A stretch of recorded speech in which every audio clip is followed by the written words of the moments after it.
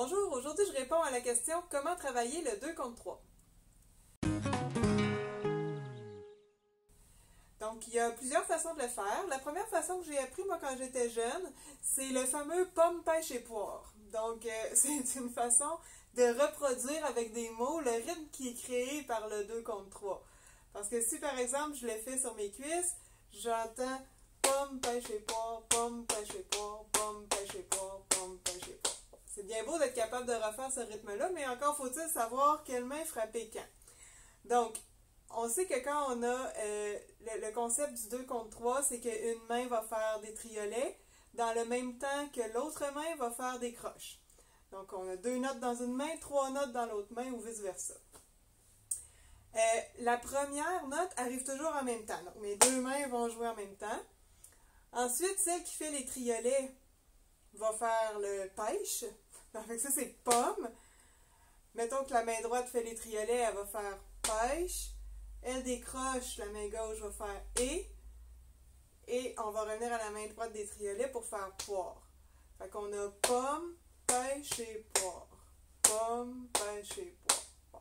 On pourrait dire ensemble, droite, gauche, droite, ensemble, droite, gauche, droite, ensemble, droite, gauche, droite. Puis quand je vais plus vite, triolet, triolet, 2 croches, 2 croches.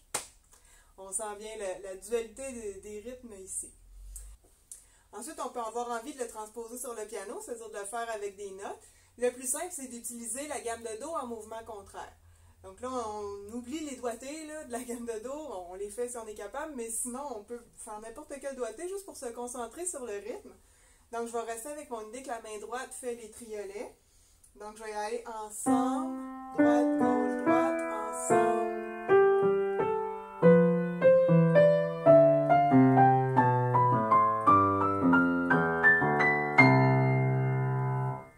De la même façon, ensemble, droite, gauche, droite, ensemble, droite, gauche, droite, ensemble.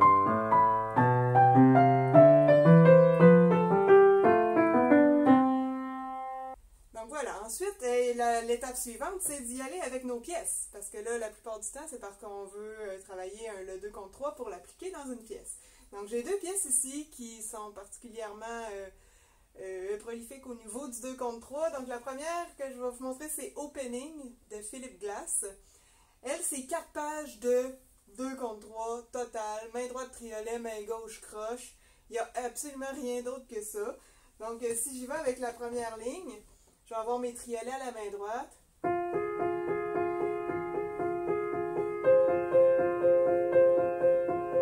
Et je vais avoir mes croches à la main gauche.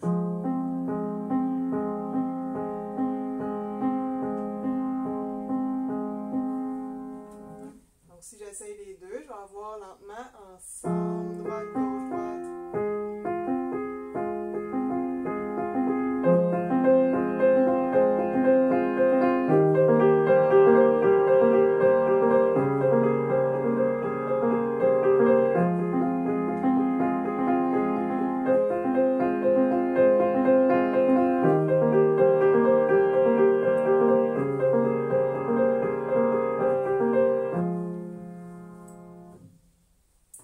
Donc, on va le pratiquer de la même façon que je vous ai montré, en tapant les cuisses, en faisant juste une main, l'autre main, en disant ensemble, droite, gauche, droite ou pomme, pêche et poire.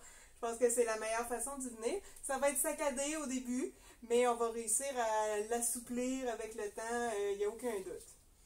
L'autre pièce qui est très populaire et qui utilise le 2 contre 3, c'est la sérénade de Schubert. Donc, je vous en joue un petit extrait.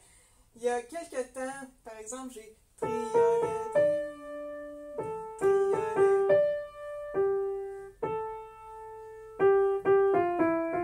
Donc, à toutes les fois qu'il y a un triolet, ben, c'est juste des croches dans la main gauche, donc c'est là qu'intervient le 2 contre 3.